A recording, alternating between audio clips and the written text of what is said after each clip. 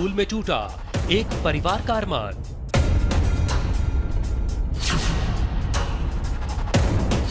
नामी स्कूल में 9 साल के बच्चे की संदिग्ध मौत। माता पिता का स्कूल पर मर्डर का आरोप। ये मर्डर है, इन्होंने बात को दबाया है। मासूम की मौत का जिम्मेदार कौन?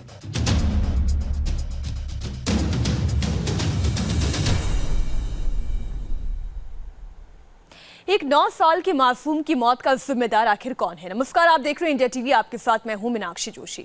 दिल्ली से सटे गाजियाबाद में 9 साल के बच्चे के लिए उसके मम्मी पापा इंसाफ मांग रहे हैं। इंदिरापुरम के एक नामी गिरामी स्कूल में 31 जुलाई को अरमान नाम के बच्चे की मौत हो गई। अरमान 4th क्लास में पढ़ता था। स्कूल का कहना है कि फर्श पर फिसलने से अरमान की मौत हुई, लेकिन अरमान के माता पिता इसे हादसा नहीं बल्कि हत्या मान रहे हैं। प्रिंसिपल और स्कूल मैनेजमेंट के खिलाफ केस दर्ज हो चुका है, लेकिन गिरफ्तारी अब तक किसी की नहीं हुई है। अरमान के घर वालों का कहना है कि समझौते के लिए उन्हें डराया धमकाया जा रहा है। ये मर्डर है, इन्होंने बात को दबाया है। नहीं है, उसको टारगेट बनाया गया है। अरे वो मेरे बच्चे को खरीदना चाहता है, उसकी मौत को खरीदना चाहता है। वो हम अपनी जान दे देंगे, इंसाफ लेके रहेंगे अपने बेटे के लिए। दम तक लड़ेंगे, जब तक जिंदा है तब तक लड़ेंगे। जिंदगी का मकसद ही यही है। अब ये दुख, ये शोक, ये गुस्सा किस इन्वेस्टिगेशन की बात कर रहे हैं? उन माता पिता का है जिन्होंने अपने 9 साल के बच्चे को खो दिया है।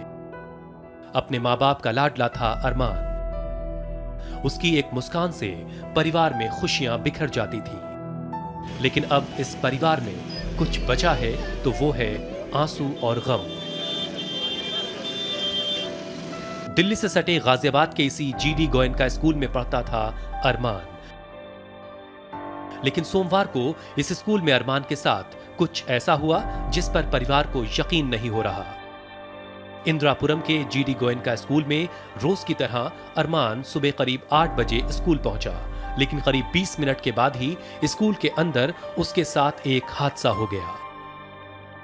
स्कूल प्रशासन की तरफ से बताया गया कि अरमान स्कूल के कॉरिडोर में फिसल गया। उसकी नाक की हड्डी टूट गई और थोड़ी देर बाद उसकी मौत हो गई। हादसे के बाद स्कूल प्रबंधन ने अरमान को अस्पताल पहुंचाया, लेकिन डॉक्टरों ने उसे मृत घोषित कर दिया। बताया यह जा रहा है कि स्कूल की कॉरिडोर में पानी गिरा हुआ था, जिस पर अरमान फिसल गया। परिवार का आरोप है कि अरमान पहले से ही टारगेट पर था। यह हादसा नहीं बल्कि मर्डर है। ये मेरा बच्चा टारगेट पे था।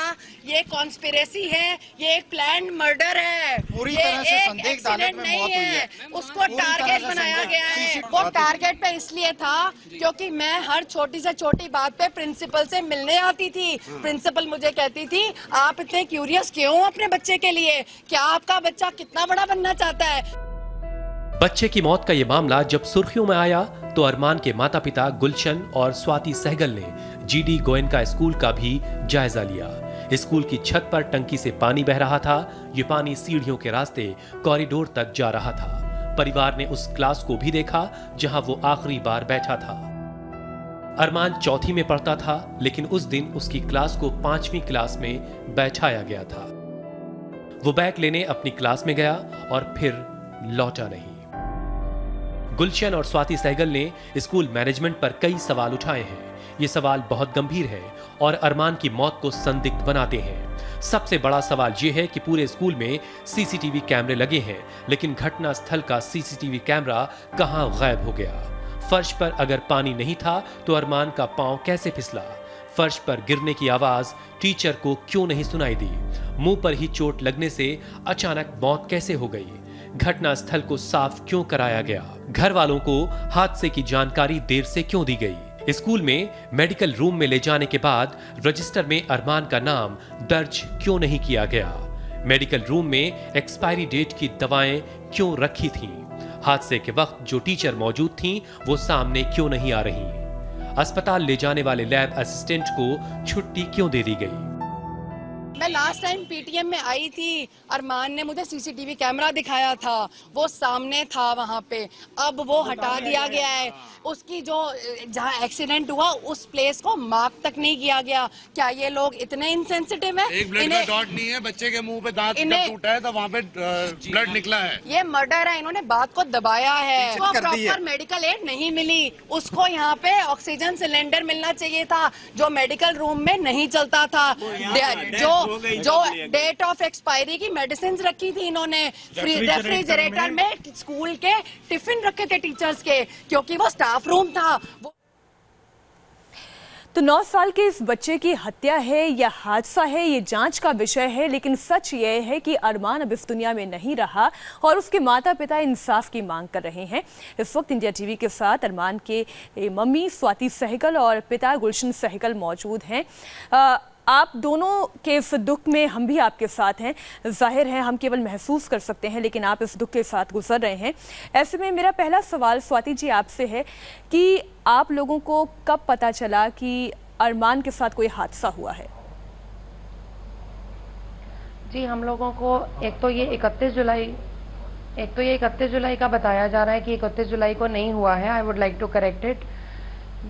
ये 1 अगस्त को हुआ है, सुबह 8 बजे हादसा हुआ है और 7:50 पे मेरे हस्बैंड उसको स्कूल में छोड़ के आए हैं। 8 बजे हादसा हो गया है। पोस्टमार्टम रिपोर्ट के अकॉर्डिंग उसकी 8 बजे डेथ हो चुकी है। तो इस 10 मिनट बहुत ही खौफनाक रहे उसके लिए। और डेथ के बाद हमें 8:09 पे स्कूल से कॉल आ रहा है कि बच्चा सीरियस है, हम उसको हॉस्पिटल लेके जा रहे हैं, शांति गोपाल नर्सिंग होम लेके जा रहे हैं। स्कूल इसका जीडी गोयनका इंदिरापुरम है। जी, यानी स्कूल की ओर से स्वाति जी आपको ये कहा गया कि एक हादसा हो गया है और सीरियस कंडीशन है आपके बच्चे की। जी, ये बोला गया है कि एक हादसा हो गया है और एक्सीडेंट हो गया और अरमान स्लिप कर गया है और आप प्लीज हॉस्पिटल पहुंचिए, शांति गोपाल नर्सिंग होम। और हमें स्कूल से मनप्रीत का फोन आया जो कि मेयर एक रिसेप्शनिस्ट है। तो जब आपको पता चला आप फौरन स्कूल पहुंचे, अस्पताल पहुंचे, वहां पर जाकर आपकी डॉक्टर से क्या बात हुई? अस्पताल पहुंचे जी, हम डायरेक्ट अस्पताल पहुंचे वहां पे और हमने जाके देखा तो वहां पे वो अरमान डेड वहां पे पड़ा था विदाउट उसकी ईसीजी। हमें बताया गया कि फ्लैट आई है। इसकी डेथ रास्ते में नहीं हुई है, इसकी डेथ जीडी गोयनका स्कूल के परिसर में ही हुई है और वहां पर इसको immediate first aid medical aid नहीं मिली है क्योंकि वहां पे कोई फैसिलिटी थी ही नहीं। स्कूल का जो नर्सिंग होम था, मेडिकल रूम, वो वेल इक्विप्ड नहीं था। वहां पे जो चीजों रिक्वायरमेंट चीजें जिनकी थी वो चीजें वहां पे मौजूद नहीं थी। इस वजह से बच्चे ने दम तोड़ दिया। अगर उसको वहां पे मेडिकल एड मिलती तो कोई सवाल ही नहीं पैदा होता कि बच्चा मर जाता, और बच्चा गिरने से कभी भी मरता नहीं है। गुलशन जी आप भी उस वक्त वहां पहुंचे होंगे। जी, गुलशन जी आप भी उस वक्त अस्पताल पहुंचे होंगे। आपने स्कूल प्रशासन से भी ये सवाल पूछा, हमने रिपोर्ट भी देखी। स्कूल प्रशासन लगातार आपको क्या कह रहा है? स्कूल प्रशासन एकदम सामने नहीं आ रहा है। सिर्फ घटना के दिन प्रिंसिपल वहाँ पे थी थोड़ी देर के लिए मौजूद और उन्होंने अपना वर्जन ये दिया कि अरमान 2nd फ्लोर पे जो क्लास थी उसकी 4D उसमें गया है और उसके बाद वो बाहर निकला ज्योमेट्री बॉक्स से कुछ सामान निकालने के लिए और वहीं पे गिर गया और गिरने से उसको चोट लगी और हम हॉस्पिटल लेकर के आए और उसकी डेथ रास्ते में हुई है। जबकि मैंने उसको 7:50 पे छोड़ा है और मैं जब पहुंचा हमें 8:07 या 8:09 पे कॉल आया और डेथ शायद उसकी 8 बजे हो गई। तो 8 बजे डेथ होते ही हमें कॉल आ जाना चाहिए था, जबकि इन्होंने डेथ का हमें बताया नहीं, डेथ के बारे में कोई इन्फॉर्मेशन नहीं दी। हमें सिर्फ ये बताया गया कि अरमान गिर गया है और आप इमीडिएटली आ जाइए, सिर्फ इतना बताया गया। स्वाति जी, आपका मैं एक बयान सुन रही थी जिसमें आप बार बार ये कह रही थी कि जब आप पेरेंट्स टीचर मीटिंग में गई थी तब आपने उस जगह पर एक सीसीटीवी कैमरा देखा था और आप ये भी कह रही हैं कि अब वो कैमरा वहां पर नहीं है। तो क्या आपको लगता है कि वो जानबूझ करके कैमरा वहां से हटाया गया है? आपको क्यों लग रहा है कि ये हादसा नहीं है बल्कि टारगेट किया गया है आपके बच्चे को? मैडम देखिए, आप ये बात कर रही हैं कि लग रहा है कि सीसीटीवी कैमरा था। वहाँ पे मेरी आंखों ने प्रत्यक्ष वहाँ पे सीसीटीवी कैमरा देखा है।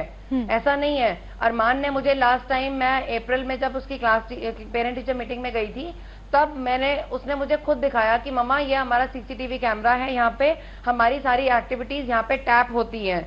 और आपको अगर लगता है कि मैं शरारतें करता हूँ या मैं क्लास में टाइम नहीं देता हूँ, मैं बाहर खेलता रहता हूँ, कूदता रहता हूँ, आप कभी भी इसकी फुटेज देख सकती हैं। ये आप प्रिंसिपल मैम से, क्योंकि मैं उसको जनरली बोलती थी कि आप पढ़ाई में ध्यान नहीं देते हैं, जैसे हर माँ बाप बोलते हैं बच्चों को, तो वो मुझे सफाई पेश कर रहा था। ये एक उसने स्टेटमेंट मुझे दी कि आप ये सीसीटीवी कैमरा की तरफ इशारा करते हुए उसने मुझे बताया, और मैंने देखा सीसीटीवी कैमरा वहां पे एक्चुअल मौजूद था। तो वो लेकिन वो जो हादसे के बाद हटाया गया है, उसकी तारें निकली हुई है वहां से, खींची हुई अंदर से तारें आ रही है फॉल्स सीलिंग से, और सीसीटीवी कैमरा का जो फेस है उसको वहां से खींचा गया है, तारें लटक रही हैं, फॉल्स सीलिंग पे हैंड प्रिंट्स हैं। रात को 3-3 बजे तक, हमने पड़ोसियों से पता किया है, रात को 3-3 बजे तक वहां से एविडेंस मिटाए गए हैं। तो आपको क्या ये लग रहा है कि पुलिस इस पूरे मामले में आपका साथ नहीं दे रही है? देखिए, अभी तक हमारे को इस बात का पूरा यकीन है कि पुलिस जो है वो हमारे साथ नहीं है।